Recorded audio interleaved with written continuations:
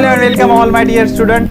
Kinetic theory of gases का एक बढ़िया लेक्चर लेकर हम आ गए। इस लेक्चर में हम degree of freedom of law and law of equipartition of energy, ये दो पॉइंट क्लियर करेंगे। अब ये जो कंसेप्ट है ना डिग्री ऑफ फ्रीडम वाला, ये कंसेप्ट रट्टा मारने से ज़्यादा समझने का कंसेप्ट है। अगर ये समझेगा तो law of equipartition of energy समझ आएगा और एक बहुत ही कॉम्प्लिकेटेड सा पार्ट आपका क्लियर हो जाएगा। बहुत सिंपल लैंग्वेज में बताऊंगा, अच्छे से समझना, ठीक है। डिग्री ऑफ फ्रीडम, डिग्री माने प्रमाण, फ्रीडम मतलब अब गैस से रिलेटेड है, मतलब कितने डायरेक्शन में वो फ्री है मूव होने के लिए, उसको बोलेंगे डिग्री ऑफ फ्रीडम। तो मान लो एक ऐसा रास्ता है, इधर से भी पूरे बिल्डिंग्स है और यहाँ पर भी सारे बिल्डिंग्स हैं, ठीक है। तो सपोज आप ऐसे भाग रहे हो, आपके पीछे कोई भाग रहा है ऐसे, तो आप सिर्फ एक डायरेक्शन में मूव कर सकते हो, ऐसे तो नहीं जा सकते हो ना, बिल्डिंग पे तो नहीं चढ़ सकते। अब आप बोलोगे सर मैं शक्तिमान की तरह उड़ जाऊंगा, ऐसे नहीं, लॉजिक समझा रहा हूं मैं। तो आप सिर्फ ऐसे मूव हो सकते हो या ऐसे मूव हो सकते हो, ठीक है। तो अगर आप एक स्ट्रेट लाइन पे मूव हो सकते हो तो आपको लोकेट करने के लिए सिर्फ एक कोऑर्डिनेट सिस्टम लगेगी, एक्स एक्सिस, जिसके सेंटर में 0, इधर 1 2, इधर -1 -2। आप भाग रहे हो, आपके पीछे पुलिस लगी हुई है, कुछ चोरी की है आपने, ठीक है ना। तो इस आपका लोकेशन बनाने के लिए सिर्फ ये बताना होगा कि आप x = 2 पर हो तो आप यहाँ पर हो, तो आपका डिग्री ऑफ फ्रीडम कितना हो गया, 1। किसी ने बोला आप x = -3 पर हो तो आप यहाँ पर हो, तो आपको सिर्फ एक चीज, एक कोऑर्डिनेट लग रहा है इसकी पोजीशन बताने के लिए, तो आपका डिग्री ऑफ फ्रीडम कितना है, 1 है। कितना है, 1 है।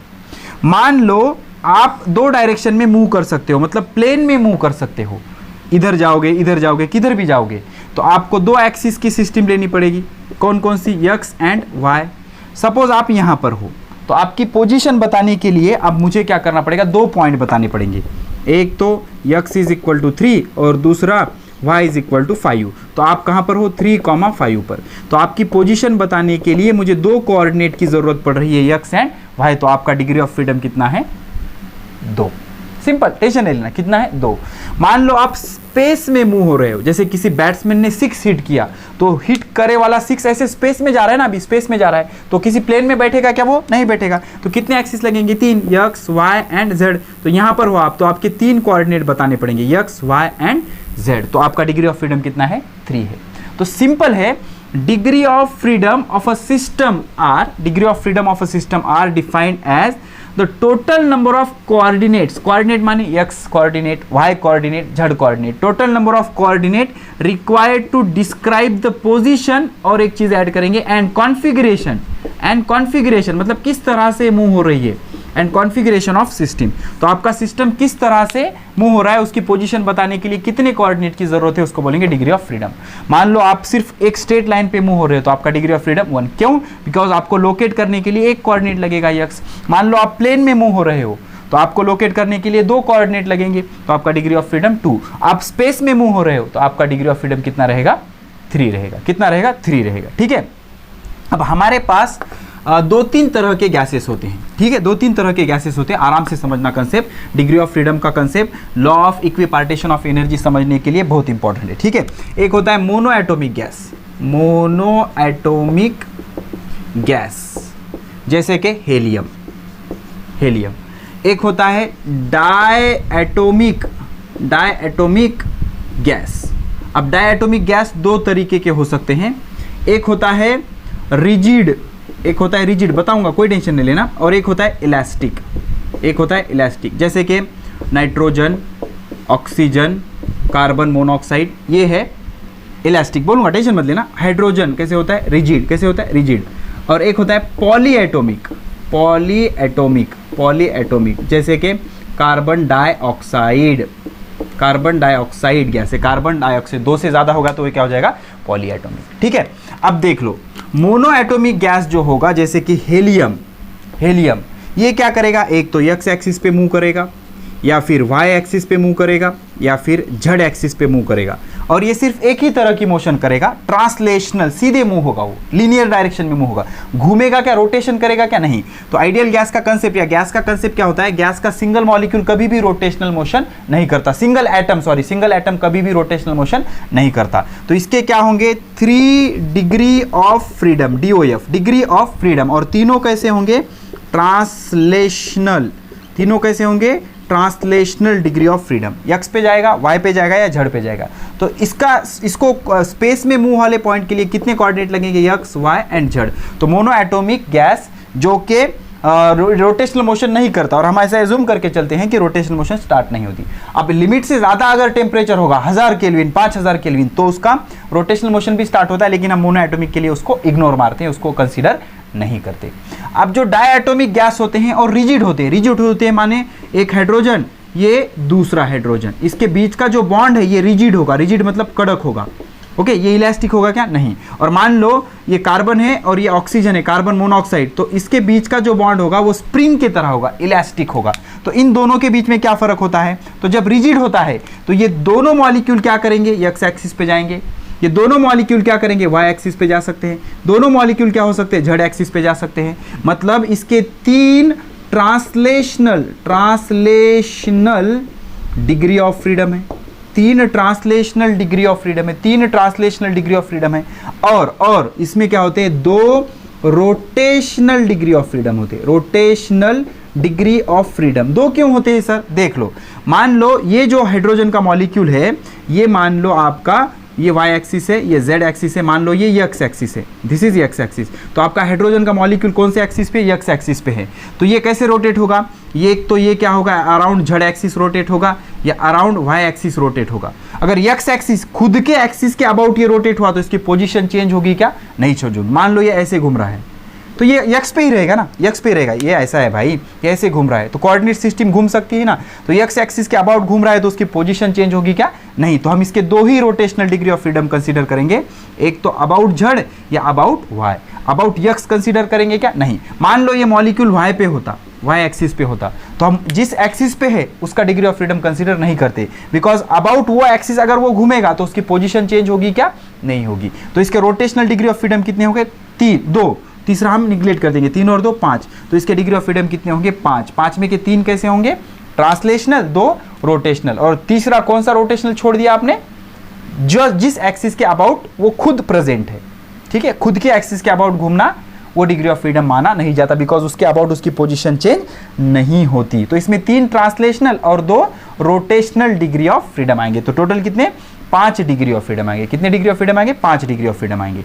अब इलास्टिक मॉलिक्यूल जो होगा इसमें क्या होगा, 3 translational degree of freedom, 2 rotational degree of freedom. एक डिग्री ऑफ फ्रीडम कौन सा छोड़ दिया, जिस एक्सिस पे वो खुद प्रेजेंट है, एक्स होगा, वाई होगा या जेड होगा, कोई भी हो सकता है।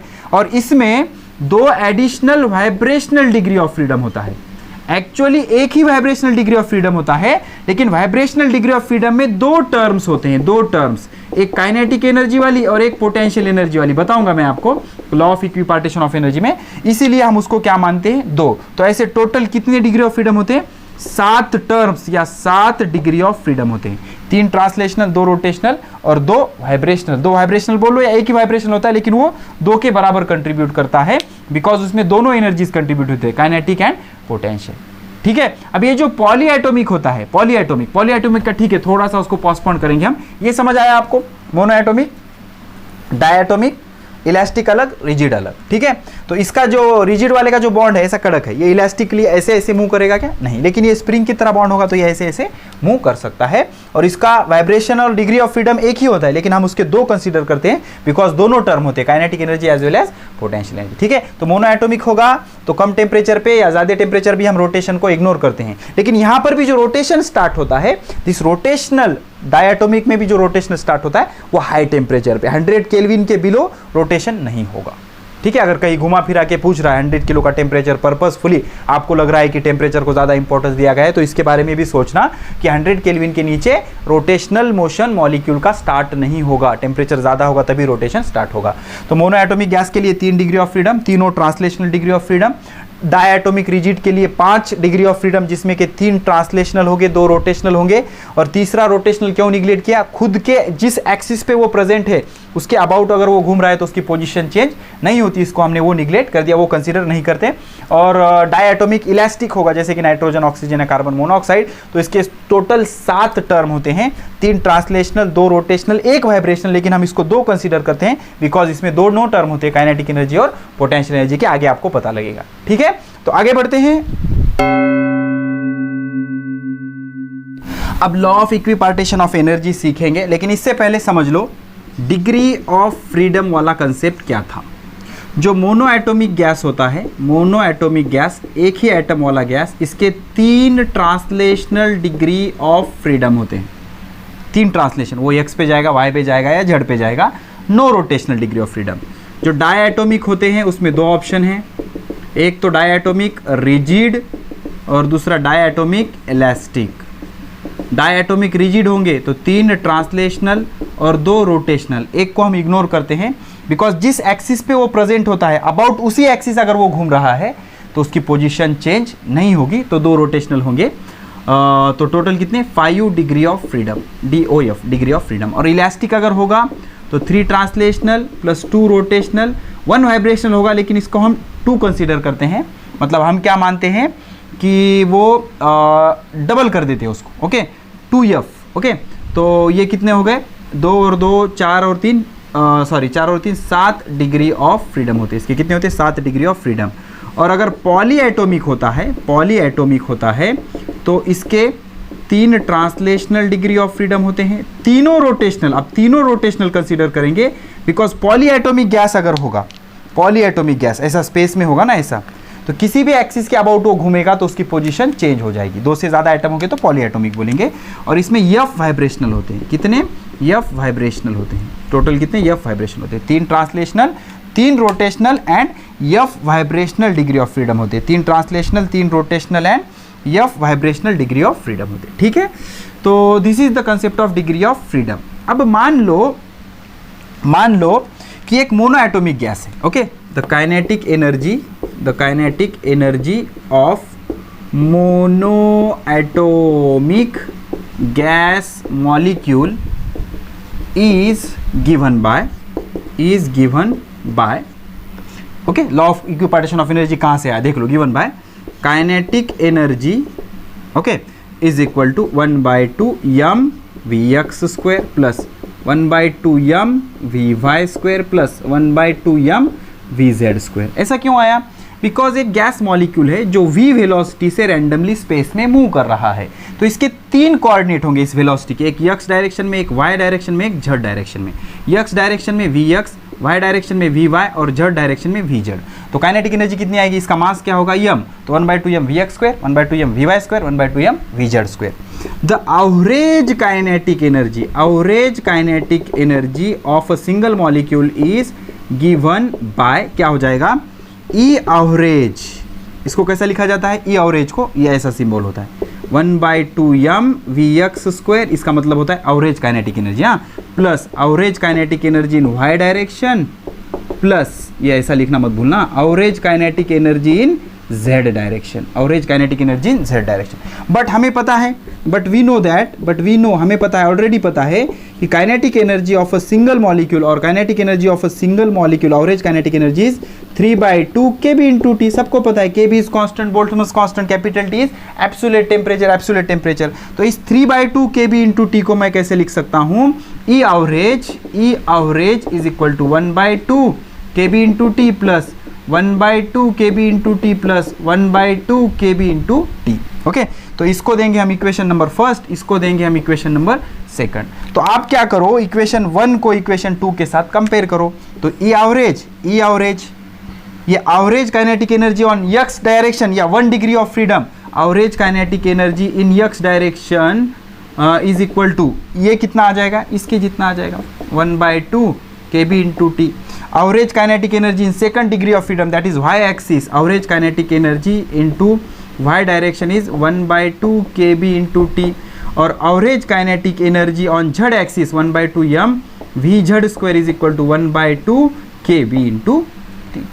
तो यहाँ से क्या प्रूव हो रहा है कि हर डिग्री ऑफ फ्रीडम पर इक्वल एनर्जी डिस्ट्रीब्यूट होगी एट गिवन टेम्परेचर और at constant temperature, and that is 1/2 kb into T। कितनी, 1/2 kb into T। तो हर डिग्री ऑफ फ्रीडम पे कितनी एनर्जी डिस्ट्रीब्यूट होगी, 1/2 kb into T। तो इसको ही क्या बोलते हैं, लॉ ऑफ इक्विपार्टीशन। इक्वी मतलब सेम, पार्टीशन मतलब कंपार्टमेंट। हम घर में पार्टीशन करते हैं ना, हिस्से गिराते हैं, तो law of equipartition of energy. तो एनर्जी के इक्वल पार्टीशन का लॉ क्या बोलता है ये लॉ, कि हर डिग्री ऑफ फ्रीडम पे इक्वल एनर्जी डिस्ट्रीब्यूट होगी अगर टेम्परेचर कांस्टेंट रहेगा या थर्मल इक्विलिब्रियम रहेगा। और वो कितनी एनर्जी डिस्ट्रीब्यूट होगी, 1/2 kb into T, and kb is constant called Boltzmann constant, और इसका वैल्यू होता है 1.38 into 10⁻⁻23 joule per kelvin, joule per kelvin, okay, joule per kelvin. ठीक है, तो देख लो, for a gas in thermal equilibrium, मतलब उसका टेम्परेचर कांस्टेंट होना चाहिए एट एब्सोल्यूट टेम्परेचर टी, किस पे, कैपिटल टी पे, एब्सोल्यूट माने केल्विन वाला temperature, the capital T, the average kinetic energy, ये जो सिंबल है ना ऐसे वाला, इसको एवरेज काइनेटिक एनर्जी बोलेंगे, फॉर अ मॉलिक्यूल, एक मॉलिक्यूल की, is equally divided among, among म्हणजे चापैकी, equally divided among the all degree of freedom and it is equal to 1/2 kb into T. मतलब याद रखना, हर डिग्री ऑफ फ्रीडम पे, हर डिग्री ऑफ फ्रीडम पे इक्वल एनर्जी डिस्ट्रीब्यूट होगी and that energy is 1/2 kb into T. अब ये हो गया मोनो एटॉमिक के लिए, मोनो एटॉमिक के लिए ऐसी सिचुएशन होगी। ठीक है, आपने लिख लिया, नहीं लिखा तो पॉज करके वीडियो को पीछे ले लो, फिर से लिख लो। ठीक है, अब डायटोमिक के लिए कैसा होगा, तो डिपेंड करेगा कि वो रिजिड है या वाइब्रेशनल है। तो डायटोमिक में क्या हो जाएगा, वाइब्रेशनल काइनेटिक एनर्जी ऐड हो जाएगी। ठीक है, तो डायटोमिक में कैसे होगा देखना, डायटोमिक में क्या होगा, डायटोमिक में होगा E total, total kinetic energy, okay, diatomic rigid is equal to E translational plus E rotational. तो ट्रांसलेशनल कितने होते हैं, 1/2 m vx² plus 1/2 m vy² plus 1/2 m vz² plus, ये ट्रांसलेशनल वाले हो गए। अब रोटेशनल वाले, रोटेशनल काइनेटिक एनर्जी का फॉर्मूला क्या होता है, I1 ओमेगा, मास के जगह moment of inertia, linear velocity की जगह angular velocity, rotational kinetic energy 1/2 I1 omega 1² plus 1/2 I2 omega 2²। हर एक्सिस पे उसका मोमेंट ऑफ इनर्शिया कैसे रहेगा, डिफरेंट रहेगा। तो कितने, इस पे कितनी एनर्जी आएगी, 1/2 kb इंटू टी, इस पे कितनी एनर्जी आएगी, 1/2 kb इंटू टी, इस पे कितनी, 1/2 kb इंटू टी। तो हर डिग्री ऑफ फ्रीडम पे, हर डिग्री ऑफ फ्रीडम पे कितनी एनर्जी आएगी, 1/2 kb इंटू टी। अब मान लो यही इलास्टिक मॉलिक्यूल है, तो E total is equal to E translational plus E rotational plus E vibrational. तो वाइब्रेशनल काइनेटिक एनर्जी में दो टर्म होते हैं, that two terms are 1/2 m dx/dt whole square plus kx²। k is spring constant and x is displacement, k is spring constant and x is displacement। so 1/2 m dx/dt whole square plus kx², ये 1/2 common है। तो इसमें दो term है ना, एक vibrational degree of freedom में दो टर्म है, तो इसमें कितनी एनर्जी, 1/2 kb इंटू टी, और इस पे कितनी एनर्जी, 1/2 kb इंटू टी। तो 1/2 kb into T into 1/2 plus 1/2 kb into T मतलब कितना, kb इंटू टी। या फिर हम इसको ऐसे मानते हैं कि एक वाइब्रेशनल डिग्री ऑफ फ्रीडम पर डबल एनर्जी डिस्ट्रीब्यूट होगी, बिकॉज इसमें दो टर्म है, एक काइनेटिक एनर्जी वाला, एक पोटेंशियल एनर्जी वाला है। 1/2 kx² पोटेंशियल एनर्जी वाला टर्म है स्प्रिंग का, अगर आपको याद होगा इलास्टिसिटी या ऑसिलेशन, और ये काइनेटिक एनर्जी वाला टर्म होता है। ठीक है, तो इस तरह से ये सारी चीज़ें कैलकुलेट करती है। ठीक है सर, तो ये जब से देख रहे हैं हम, आप law of equipartition of energy, degree of freedom, ये सारी चीज़ें आप डिफाइन कर रहे हो, लेकिन किस लिए कर रहे हो, तो आप क्या कर सकते हो, किसी भी गैस का गैमा फाइंड आउट कर सकते हो। अब ये गैमा क्या होता है सर, देख लो, पहले गैमा समझ लो। किसी, गैमा एक कांस्टेंट है, गैमा एक कांस्टेंट है, and what is gamma, gamma is ratio of Cp by Cv। What is Cp, molar specific heat capacity, last lecture में हम देख चुके हैं, एट कांस्टेंट प्रेशर, बराबर, और Cv molar specific heat capacity at constant volume. Cp क्या होता है, ये सारी चीजें पढ़ चुके हैं, फटाफट रिवाइज कर रहा हूं मैं। Cp क्या होता है, dQp by NDT, dQp by NDT, और Cv क्या होता है, dQv by NDT। We have relation between Cp and Cv that is called as Mayer's relation, और इसको हमने प्रूव भी किया है, Cp minus Cv is equal to R, where R is constant called as gas constant. इसके पिछले वाले lecture में हमने ये प्रूव किया, इसको मेयर्स रिलेशन बोलते हैं। ठीक है, तो Cp क्या हो जाएगा, Cp is equal to Cv plus R, Cv plus R। अब मान लो आपको Cv फाइंड आउट करना है, तो Cv के लिए फॉर्मूला क्या है, Cv is equal to dE/dt। याद रखना, अगर इंटरनल एनर्जी का विथ रिस्पेक्ट टू टेम्परेचर अगर आप डेरिवेटिव ले लोगे तो इसको बोलेंगे Cv, molar specific capacity at constant volume. कैसे है फॉर्मूला, देख लो, Q amount of heat supplied is utilised for two purpose, to change the internal energy and to perform the work done. ऐसा हमारा इक्वेशन है, first law of thermodynamic, dQ is equal to DE plus DW, बराबर। तो अगर ये constant volume पे है तो वर्क डन कितना आएगा, 0, वर्क डन कितना आएगा, 0। तो dQv is equal to D, dQv is equal to D। तो Cv क्या होता है, N NCV सॉरी DQV क्या होता है, सॉरी CV क्या होता है, amount of heat at constant volume per unit mole per degree change in temperature. For per unit mole मतलब n कितना लेना पड़ेगा, 1 मोल, कितना लेना पड़ेगा 1 मोल। और DQV की जगह क्या रख सकते हो, DE, बिकॉज अगर कांस्टेंट वॉल्यूम है तो वर्क डन होगा क्या, नहीं, तो CV कितना आएगा DE/dt, कितना आएगा DE/dt। तो ये सारी चीज़ें याद रखना। तो हर गैस के लिए अब हम क्या करेंगे, गैमा फाइंड आउट करेंगे। क्या करेंगे, गैमा फाइंड आउट करेंगे। बहुत बार ये MCQ आ जाता है, या कई बार 2 मार्क के लिए थ्योरी में भी इसका क्वेश्चन आ जाएगा। बहुत अच्छे अच्छे जगहों पर ये हमें यूटिलाइज करना है, ठीक है। तो number one gamma for mono atomic gas, gamma for mono atomic gas, ठीक है, कोई टेंशन नहीं, ओके। तो for mono atomic gas, for mono atomic gas के लिए क्या होगा, डिग्री ऑफ फ्रीडम कितने होंगे, 3 translational degree of freedom, 3 translational degree of freedom. तो kinetic energy of a single molecule, average kinetic energy of molecule कितनी होगी, degree of freedom multiplied by 1/2 kb into T, degree of freedom multiplied by 1/2 kb into T. हर degree of freedom पे कितना होता है, 1/2 kb into T, तो कितना आएगा 3/2 kb इंटू टी। तो ये सिंगल मॉलिक्यूल की हो गई। फॉर वन मोल, तो याद रखना हमेशा, मोल कंसेप्ट अगर नहीं आता तो फील द फिजिक्स में प्लेलिस्ट है, मोल कंसेप्ट अच्छे से समझना। एक मोल में कितने पार्टिकल होते हैं, Na। तो एक पार्टिकल की एनर्जी अगर इतनी है, 2 की इसके डबल, 3 की इसके ट्रिपल, तो Na की कितनी, इसके Na टाइम्स।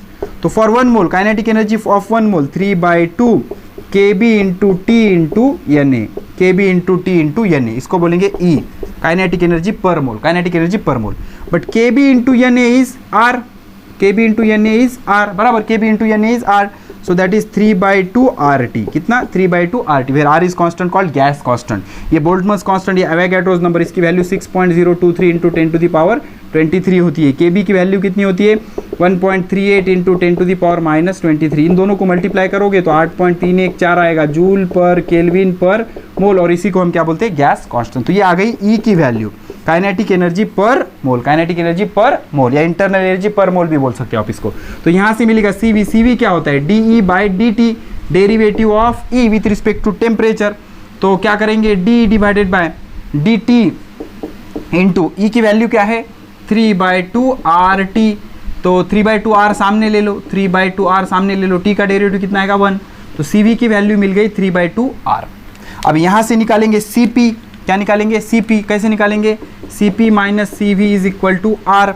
तो CV कितना है, हाउ मच इज CV, देख लो CV कितना है हमारा, ये CP माइनस CV कितना है, 3/2 R is equal to R। इसको इधर शिफ्ट करो, CP is equal to 3/2 R plus R, 3/2 माने 1.5 प्लस 1 5/2, या फिर आप छोटे बच्चे की तरह खेलते बैठो, 3 1 3 बे 1 बे 3 और 2 5 बे 1 बे 5/2 R। अब निकालना है gamma is equal to CP by CV।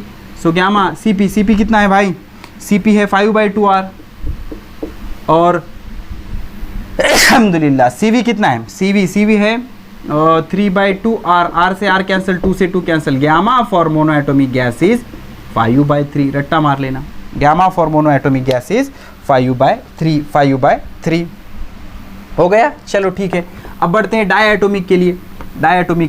अब डायएटोमिक में 2 ऑप्शन है, एक तो इलास्टिक या फिर रिजिड। पहले देखेंगे डायएटोमिक रिजिड,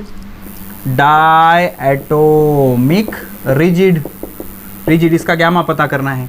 तो इसके डिग्री ऑफ फ्रीडम डायएटोमिक रिजिड के लिए क्या होंगे, 3 translational degree of freedom, 2 rotational degree of freedom, and यहाँ पर extra 0 vibrational degree of freedom. Vibration होगा क्या उसमें, नहीं होगा, बिकॉज रिजिड है ना। तो 3 और 2 5। तो kinetic energy of a molecule, single molecule की काइनेटिक एनर्जी कितनी होगी, number of degree of freedom 3 और 2 5 इंटू हर इस पे क्या होगा 1/2 kb into T, 1/2 kb into T. तो कितनी आएगी एनर्जी 5/2 kb इंटू टी।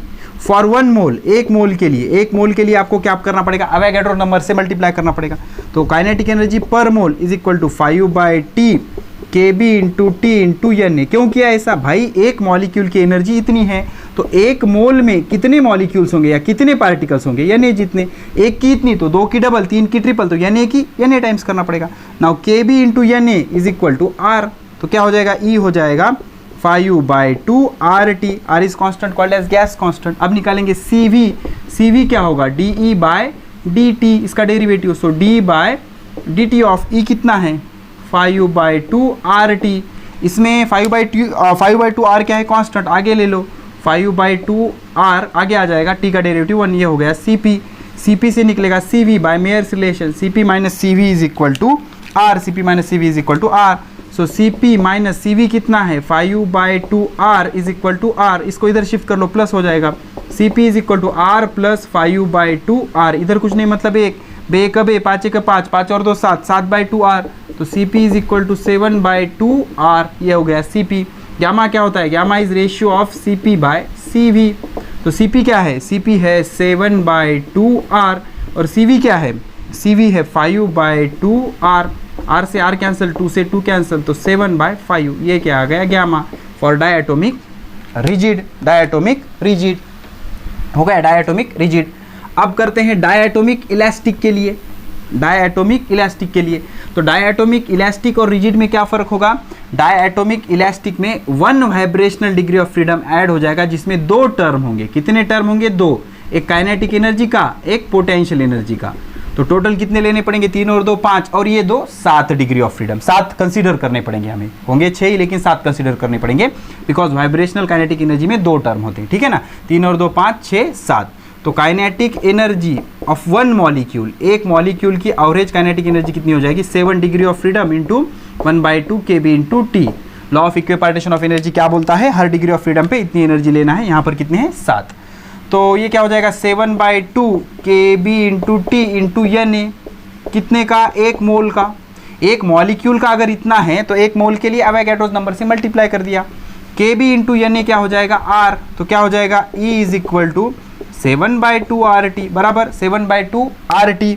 अब 7/2 आर टी अगर रख दिया तो यहाँ से मिलेगा सी वी, सी वी क्या होगा D E by D T, so that is D by D T of E कितना है 7/2 आर टी, 7/2 आर कॉन्स्टेंट सामने ले लो, टी का डेरिवेटिव 1, ये हो गया सी वी। अब इस पे से निकालेंगे C P, C P minus C V is equal to R, C P minus C V है 7/2 R is equal to R, minus को शिफ्ट करो प्लस हो जाएगा, C P is equal to 7/2 R plus R, इधर कुछ नहीं मतलब एक, 7 1 7, बे 1 बे, 7 और 2 9, 9 6 2 आर, ये हो गया सी पी। अब यहाँ पर सी पी मिल गया, सी वी मिल गया, ग्यामा निकालना कोई बड़ी बात नहीं, gamma is C P divided by C V, C P कितना है 9/2 आर, सी वी कितना है 7/2 आर, आर से आर कैंसिल, 2 से 2 कैंसिल, ग्यामा इज इक्वल टू 9/7, फिनिश।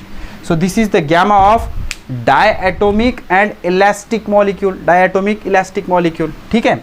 मान लो पॉलीएटोमिक है, क्या है पॉलीएटोमिक है, ठीक है, तो पॉलीएटोमिक के लिए क्या करोगे, कोई टेंशन नहीं, देख लो पॉलीएटोमिक गैस के लिए क्या होता है, फॉर पॉलीएटोमिक गैस, पॉलीएटोमिक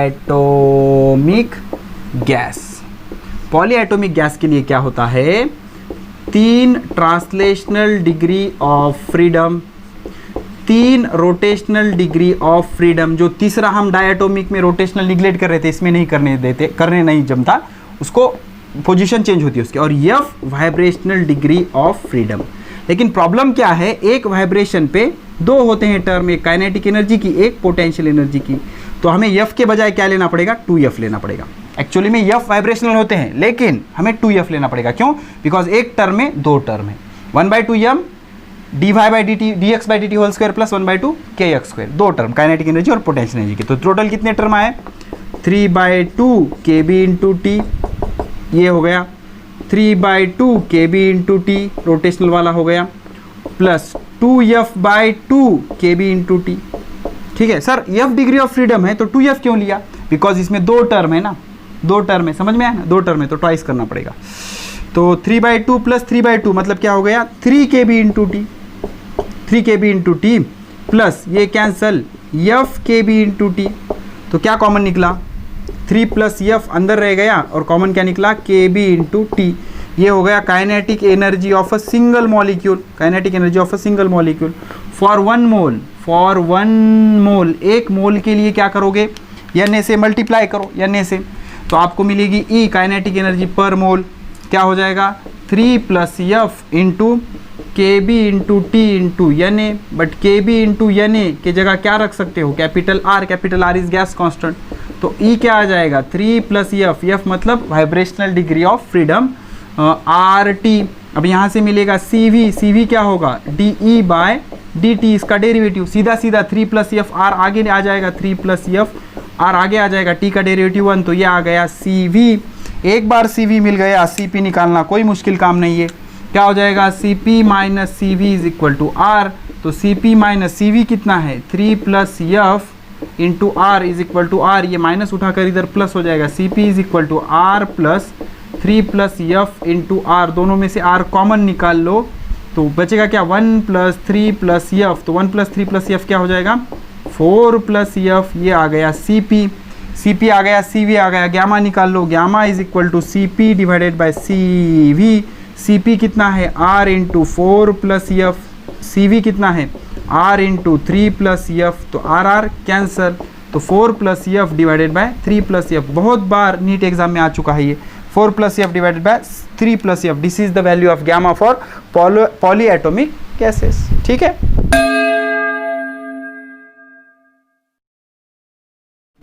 अब law of equipartition of energy के कुछ न्यूमेरिकल्स करेंगे, उससे पहले 2 conceptual question. Degree of freedom जो डिपेंड करता है, सबसे पहले तो नंबर ऑफ एटम्स पे, मॉलिक्यूल में कितने एटम है, मोनो एटॉमिक के लिए अलग है, डायटोमिक के लिए अलग है, डायटोमिक इलास्टिक के लिए अलग है, मतलब ये स्ट्रक्चर पे भी डिपेंड करता है, इलास्टिक है नहीं है, वाइब्रेशन ऐड करना है नहीं करना है, और टेम्परेचर पे भी डिपेंड करता है। अगर टेम्परेचर कम है तो रोटेशन स्टार्ट नहीं होगा, रोटेशनल मोशन स्टार्ट नहीं होगी, तो रोटेशनल डिग्री ऑफ फ्रीडम कब ऐड होंगे, हाई टेम्परेचर पे। अगर टेम्परेचर ज़्यादा है तभी ना क्या होगा, रोटेशनल मोशन स्टार्ट होगी और rotational degree of freedom add होगा। तो इन 3 फैक्टर पे डिग्री ऑफ फ्रीडम डिपेंड करता है, ओके, अच्छे से नोट कर लेना इसको। अब एक चीज़ याद रखो, ये स्मोक क्लाउड बनते हैं जो कि बहुत देर तक रहते हैं, क्यों रहते हैं, उसका कारण क्या होता है। तो according to law of equipartition of energy, equipartition of energy का लॉ क्या बोलता है कि जो काइनेटिक एनर्जी होती है किसकी, स्मोक पार्टिकल की, और काइनेटिक एनर्जी की होती है किसकी, एयर पार्टिकल के रैंडम मोशन की, ये सेम होती है।